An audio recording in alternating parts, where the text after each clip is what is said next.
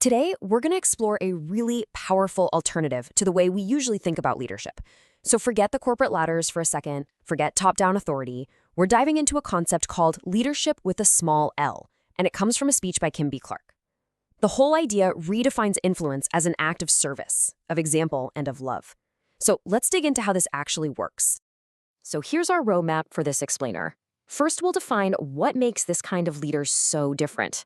Then, we'll break down the three core principles that really drive this model. And finally, we'll look at where the source suggests this whole approach can have the biggest, most lasting impact. Okay, so to really get a handle on this new idea, the source kicks things off by putting it side by side with a more traditional view of leadership. It really frames it as a fundamental choice you have to make between two very, very different ways to have influence. And it all starts with this question, right? What really makes someone a great leader? I mean, is it the power they hold over other people, their fancy title, their authority? Or is it something deeper, something that actually inspires people to follow, not just obey?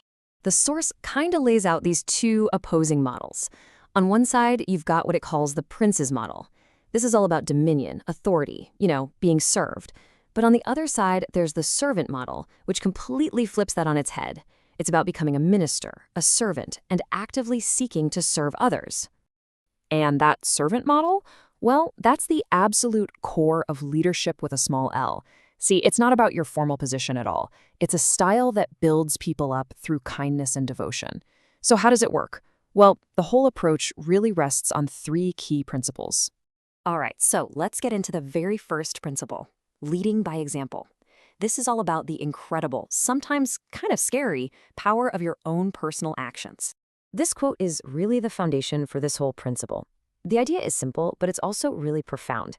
If you want to lead, you have to first become the thing you want others to be. It taps into a basic human truth, We learn and we're influenced by what we see, not just by what we're told. So here's the bottom line. Your actions speak way louder than any order you could ever give. It doesn't matter if it's your kids or your colleagues, people are watching what you do. Your life itself becomes the lesson, a living, breathing model of the values you're hoping to instill. Okay, on to our second principle, leading with vision. This one is all about purpose. It's about connecting the dots between all the small, everyday tasks and a much bigger, more meaningful goal. You see, great leaders, according to this model, are basically meaning makers. They don't just hand out tasks. They paint a compelling picture, a vision that gives those tasks a real purpose. They answer that fundamental question of why for the people they lead. And in practice, what this means is that a leader with vision can frame something like cleaning a room or finishing a super tedious report as a vital step toward a shared, inspiring goal. They teach people how to be resilient by showing them how even the tough stuff is part of that larger journey. And that brings us to the third and final principle, which the source presents as the actual engine behind this whole philosophy, and that is leading with love. This quote really gets to the core of the idea.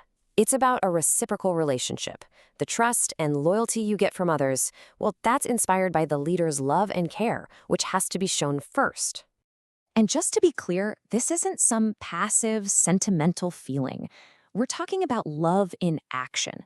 It's about actively nurturing people, caring for them, supporting them. The source even says that providing structure and discipline is framed as an act of love. It's something you do for the benefit of the person you're leading.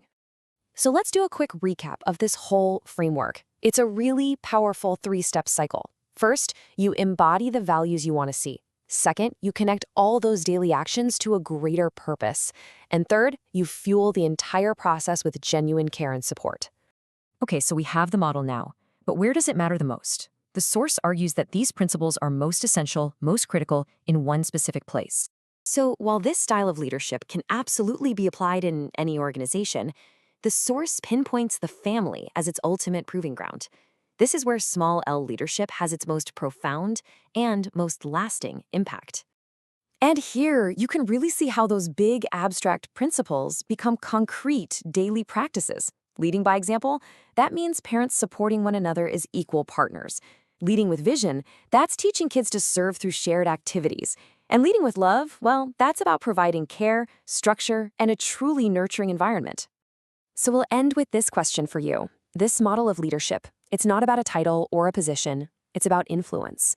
So take a look at your own life, at work, in your community, or right there at home, and ask yourself, where could leading with example, with vision, and with love make the biggest difference?